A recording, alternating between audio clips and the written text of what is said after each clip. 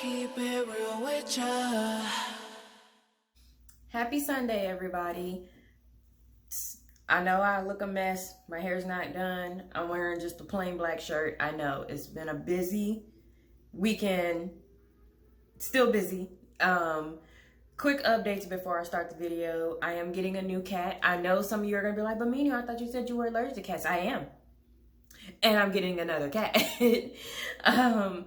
I was very, very excited because, and you can even tell now that my allergies are acting up. I was very excited. I went to the shelter looking for a kitten because I figured Sadie would react better, but none of the kittens gave a shit about me being there. And there was this one black cat that looked exactly like Sadie, who, as soon as I walked in the room, was like, yes, I want you. Come here, come here. I gotta tell you something. And I got close to her. She started purring. I put my finger in the cage. She rubbed up against it. She was like, I like you. And I was like, I think this might be the one. And it was funny because I walked in another room and all I heard was hissing. And I was like, fuck that shit. This ain't the room for me. I turned right back around. I went to another room. And when I finally went into the room with this black cat, she was just loving on me. And she was like, look, I want you, take me home. Don't worry about them other kittens over there. They not gonna love on you like I'm gonna love on you. And even the lady volunteering there was like, I think you know who your cat is. So she had to get spayed first, so I'm gonna get her today. So hopefully Sadie is cool with her. She's not a kitten. She's about 8 months old, but she's still young. And she had siblings, so she's gonna be cool with Sadie, but I just need to make sure Sadie's cool with her. But yeah, so I'm excited about that. So that was just a little housekeeping. Another thing was I had another plan for a video today, and then I thought about it. I was like, Mina, it's been, the month's almost over, and you ain't said shit about Pride Month. I ain't said shit about Pride Month. I ain't said shit about Juneteenth. I ain't said shit about any of it because I've been too busy talking about other stuff. So I'm going to talk a bit about that. So one, Juneteenth, they just announced that it's a federal holiday. Cool. I mean, it's cool, you know. I mean, I don't really feel any way about it. Like my mom asked me on the phone, she's like, "How you feel about the making federal?" I was like, "It's whatever," because there's a lot of federal holidays, and it doesn't necessarily guarantee that I'm gonna be off work. Like that's the only thing I care about. Am I gonna be off work or not? And my company only recognizes, I think, like 6 of them, but there's way more than that. So maybe I'll be off, maybe I won't, who knows? Maybe I'll be in a better job this time next year and they'll let me go early or something.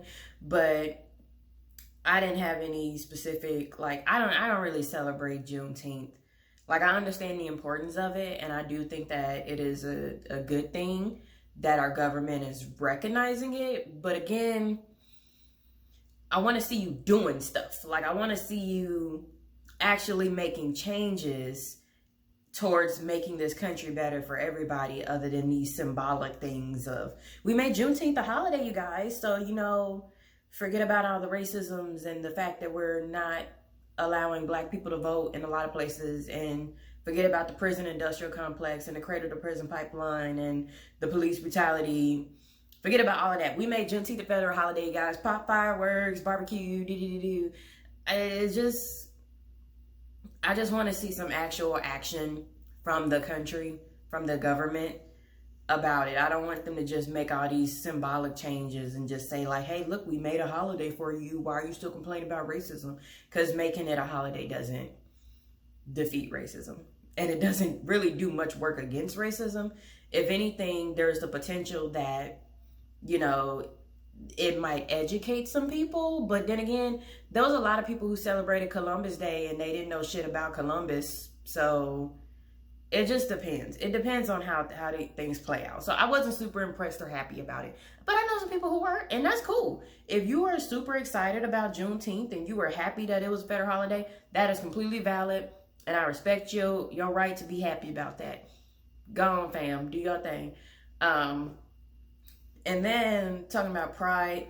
Pride is kind of weird for me because, one, the LGBTQIA plus community, or as I call them, the queer community, can sometimes be biased against asexual people.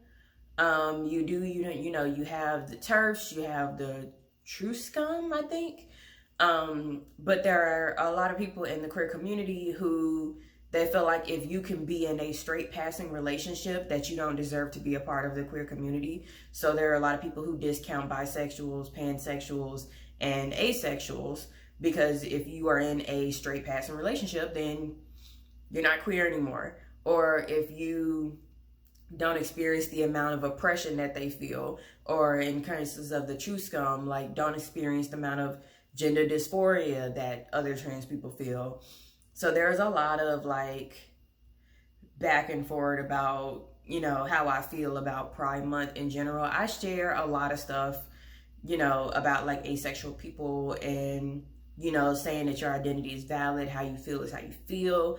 I'm not somebody who wants to really exclude anybody from the community, especially when you're dealing with asexual people who are already excluded from the straights and the gays. So I haven't done much as far as celebrating it. I've said a couple things at work to people about Happy Pride. You know, I have my former boss is a gay man, so I, you know, reach out to him and say Happy Pride, how are you? I don't think that there were any pride parades in my city this month because of stuff that's still going on. But I've only been to one pride parade in the past, so it just isn't like a big thing for me. I wish it was a bigger thing for me, but I've just been focusing on work, basically, and, you know, my health and all of that stuff, and trauma therapy, which is going well. Something that I was going to bring up in a future video, but I guess I can bring it up now since we're talking about asexuality. I posted on my Facebook page, you know, I'm asexual, ask me anything. Really, nobody asked me anything, which I was like, come on, y'all. I know at least some of my family members got some questions because they don't watch these videos. But one person was just like, you know, what would you want people to know about you? And I told her, you know, like, I'm asexual. I'm not looking for the right person to unlock my key. What the fuck do they call it? I might be aromantic too. I don't get the romance stuff. I'm not looking for somebody with the key to my lock. Or something like that, where they're just going to unlock my sexuality and then I'm straight because I had sex with the right person. Not looking for that, not into doing that. Sex does not sound fun, y'all. I'm sorry. Like, I know some of y'all do it. Some of y'all. I know a lot of y'all do it, but nothing about it sounds fun. And it's crazy because some medical professionals, I have physical therapists who was helping me with pelvic floor therapy, was like, maybe now that your pelvic floor feels normal and it's all relaxed, you might want to try to have sex and see if you like it. And I was like, nothing about that sounds fun or interesting to me at all. And she was like, well, you know, you might want to, if you feel comfortable with somebody, try it and it might feel better. And I was like, first, I didn't try it in first, but I didn't do pelvic floor therapy because I was worried about having sex. That's not why I went. I did it because I was having muscle spasms, but I just don't want to do it. And then there's also the statistics about like the way straight people have sex, women orgasm about like a very small percentage of the time because of the penis ain't shaped right to hit the right points. You know what I mean? You got to go through the, what they call it? The devil's doorbell, you know, in order to actually get an orgasm. And I'm like, well, I can do that myself. What the fuck is it? What is he here for if he's not doing it? How is this? So what you telling me is a bunch of dudes walking around with keys that don't fit no locks, basically, because it's not even working that way medically or scientifically. So I'm like, nothing about this sounds fun to me. I don't want somebody on me, breathing on me, putting their heavy body on me, sweating on me. It just sounds uncomfortable. It doesn't sound like a fun time. So I don't have any intentions of trying it in the future. I used to tell myself that, you know, I'd meet somebody and maybe a year into the relationship, I feel comfortable trying to have sex with them. I've had people, you know, who were interested in me say, well, what about next year? What about the year after that? And all that stuff. And I would say, maybe. But now I'm just like, no. Don't want to do it. Doesn't seem like a fun time. Pretty sure if I do force myself to do it, I'm going to regret it. Nothing about it sounds interesting or like it would be satisfying. And that also leads to the fact that I am have very low libido. So even if I managed to become aroused for like a minute, it would only last for like a minute, and then it will stop, and I'll be like, oh God, when is this going to be over? Now I done started some shit. So it's just not something that I'm interested in doing. And it was interesting because I have a friend and he watches these videos sometimes, and he used to be asexual, and I don't think he has an actual sexuality now, but now that he is trans. And Sadie, what is you doing in there? You better not be playing in your new sibling's litter. And they're just, I don't know what she doing in there. But I don't think I told this to him, but he'll know. Let me go get this girl real quick. Hold on.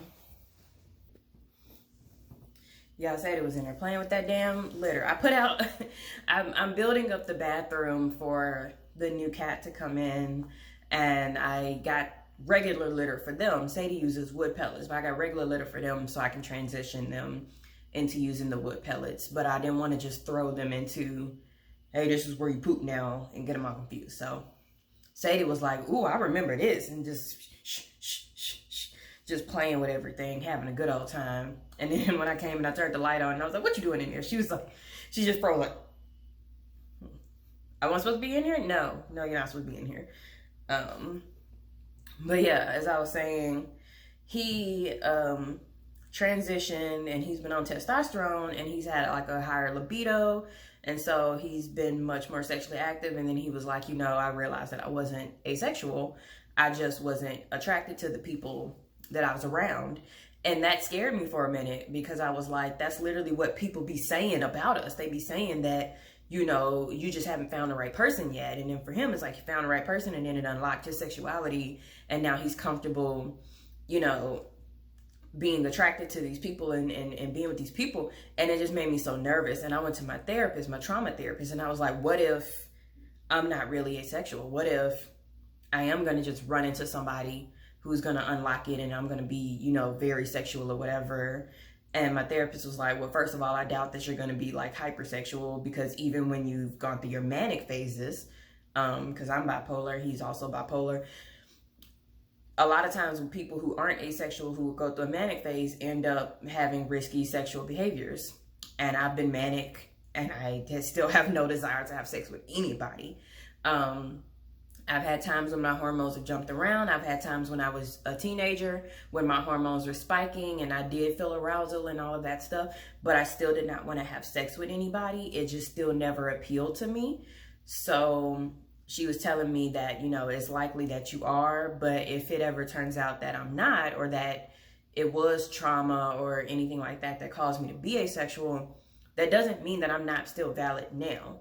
And I think that sometimes people who experience trauma or experience some type of, you know, shame around their bodies and stuff, and they're asexual, they fear that, you know, what if I'm not actually asexual? What if it's just this one thing, and then if I fix it, then I'll be straight, or I'll be gay, or whatever. Even if that happens, I think that the asexual community has been very open and accepting in terms of saying, like, even if you aren't asexual later, that's okay. You're asexual now. That's what you feel. That's what you identify with. You're valid. And that's something that I wanted to further, you know, emphasize too in this video, is that even if you are only asexual now because of some type of hormone imbalance, or, you know, trauma, or, you know, maybe you had surgery in your genitals and it messed with something, even if that's why you're asexual now, if you feel comfortable identifying as asexual, do it. You're valid. And if later on you're like, turns out I wasn't, that's still okay. I'm not going to be mad at you, you know, because this is a journey. You know, people have to figure out what they are, who they are, in a society that told us for the longest time, you can't be nothing but straight. So even if you turn around and you're just like, that actually wasn't me, that's okay. I'm not going to come after you and be like, well, you. Like, what? I don't understand what the other queer people be saying, that when they exclude ace people or bi people, and it's like, wait, you didn't take anything from me by identifying as asexual. You didn't. You merely existed as a part of the community. You know, like in my case with my guy friend, you know, he's still my friend. I'm not mad at him for no longer being asexual. I'm proud of him for, you know, discovering himself and figuring out what works best for him. And he's still discovering things because we young. There are people who don't realize their gender or sexuality until they're like in their 40s, 50s, 60s. So it's okay if things change from now and later. It's okay. Another thing that I wanted to talk about is my love of Megan Thee Stallion and Cardi B. So I think that this is something that I've struggled with. I don't know if other people think about it, but it's like, if you're asexual, I think some people think that you can't watch porn, you can't watch, you know, sexual things, you can't listen to sexual music because it just doesn't apply to you, so you don't get it. And for me, that's true in some cases. So in some cases, like I was watching this gay black horror film. It's not out mainstream yet, but it was a local film thing. And there was scenes where there was just gratuitous gay sex. And I was torn because I was like, on one hand, hey, do you? I'm proud of y'all for getting out here, you know, throw it in their face, let them know gay people exist. I'm down for it. On the other hand, the asexual in me was like, damn, you got to show me like all 5 positions that y'all did in this moment. And there was no purpose to it. And nothing else happened other than the sex. Like, was this necessary for the thing? I don't know. But I didn't shame nobody. I didn't say anything. I was like, you know, this just wasn't the movie for me. But I do get upset when I see gratuitous sex scenes in movies. So when there's a sex scene in a movie and it's related to the plot in some way, whether it's like a demon shows up or a ghost or somebody gets possessed, or it's like a vampire and they're seducing you so that they can eat you, or like something like that, that makes sense to me. So I don't get really too upset about it unless it's just like unnecessarily graphic, which some films are. But when it's just completely unnecessary and it's just there to like, I don't know, titillate the audience, it does make me a little uncomfortable. As far as like music wise, I never was a fan of Nicki Minaj, but I am a big fan of Megan Thee Stallion and Cardi B, mostly because I feel like Megan Thee Stallion got bars. Like, her lyrics are on point in most of the songs that I've heard from her in the past and now. So I really do enjoy her. Cardi B has a lot of fun with her music, so I really enjoy that as well. I don't really watch the videos. I watched WAP probably once, and I was like, this isn't the video for me. This was not made for me. They don't need more views from me. That's okay. I can put that aside. I was not enjoying it at all. I didn't really like the song because I didn't like the lyrics. And it's not that because the lyrics were overly sexual. It was really more just because they weren't talking about nothing. It was just like, how many ways can we say WAP without saying WAP? And so there was no lyrical complexity to me. It was just like a lot of similes and metaphors, which if that's what you like, that's fine. But it just wasn't hitting it for me. And I watched actually Megan Thee Stallion's newest song, Thought Shit. I watched the video because somebody shared it with me. I watched the video and I was just like, this is a lot of ass. This is a lot of ass in my face. And I get that's what she was going for, but it wasn't for me. It wasn't the video for me. But when I was listening to the song and I was reading the lyrics, I was like, yes, I'm here for all of that. I'm here for all of that. She's speaking facts. She's speaking truth. She real.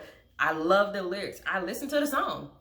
You know, I be in the car, like hands on my knees, shake ass on my thigh. Like I be listening to it. I like it because I like the lyrics of it and lyrical complexity, and I like what she's talking about. I just can't watch the videos. They make me uncomfortable. And it's not just seeing women or seeing gay people or whatever. I get uncomfortable when I see shirtless men for no reason. Like, I just be out here minding my business, and some dude out here with no shirt on, sweating and shit, thinking he's sexy, and I'm just looking at him like, nigga, if I gotta wear a shirt, you gotta wear a shirt too. Fucking patriarchy. But, it's just certain things just make me uncomfortable, but I don't really like, I don't go on YouTube or go on Twitter and, complain about WAP or complain about, like, I really liked Montero. And I don't complain about this stuff. Hello, Sadie. You need something? Do you need something, Sadie? No? You just wanted to sit on my lap? Okay, you can sit down.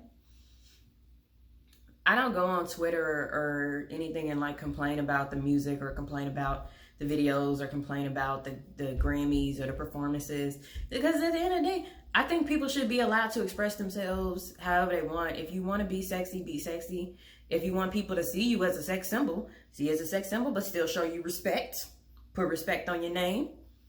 I'm down for it. I'm down for people expressing themselves however they want. It's just certain things aren't for me because I get uncomfortable. There are sex positive, sex favorable asexual people who like having sex. They like watching videos and all that stuff. And that's cool too. Nothing against that. I'm just telling you what it is for me personally. And I do think that even with the watching porn thing, I think that that confuses a lot of people because they're like, oh, if you're asexual, why are you looking at this stuff? I am kind of more of a, I think I might be more of an agosexual, where I can watch things like porn or I can watch like sexual images sometimes, not all the times, especially not if it catches me off guard. If it comes out of nowhere, I'm surprised and uncomfortable. But if I choose to watch something sexual, there's no connection between me and what I'm looking at. So if I'm looking at something that is sexual, I'm purely looking at it. I'm not imagining myself in that scene because I just have no connection to it whatsoever. And that's why I don't watch, I don't like follow, like some people like they follow porn stars or whatever. Or like I said in my previous video, I had a friend who did porn. I don't watch her videos. You know, there's no point in me doing that, but like I like to be completely disconnected from what I'm looking at on the screen. And if I have any connection to it, I'm not interested in looking at it whatsoever. So I do enjoy, you know, I'm do enjoy riding around, listening to like a whole Meghan and Stallion playlist, listening to some Cardi B music and singing along because I like the lyrics. I like to talk about. I don't get aroused. I don't get titillated. I don't think about myself being in a sexual situation with somebody and being like Meghan Thee Stallion in the bedroom. I don't think about that at all. I just literally, I'm just singing along with the lyrics. Funny thing is that my friend, the one who used to be asexual, actually told me that the Up song by Cardi B, when she was saying if it's up and it's up and it's stuck, she was saying that about an erection. Like she would get him erect and he would never be, I don't know, flaccid. And my brain could not process it at all. I never knew what "it's up" even means. I thought she was like, my life is up. You know, everything's going up, nothing's going down. And even now when I listen to the song, I'm just like, what is up and it's up and it's stuck. I don't get it. I don't see it. Can't see it. And he was like, your asexual brain just cannot process it. And I'm like, shit.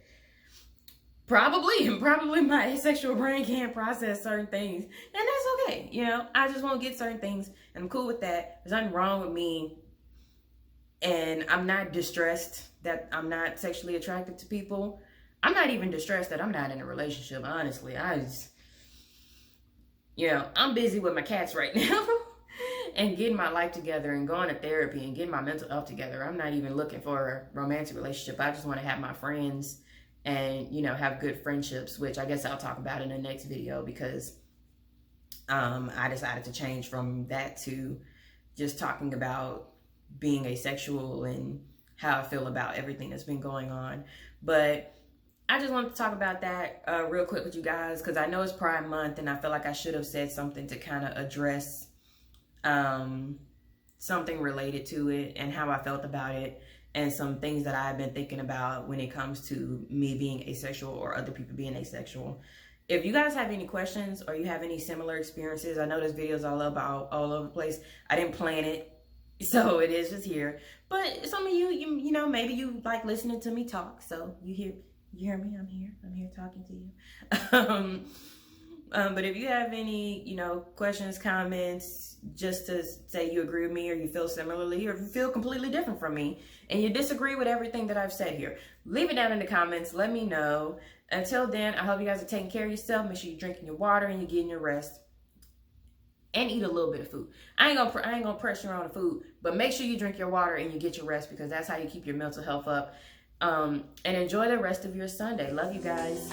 Bye.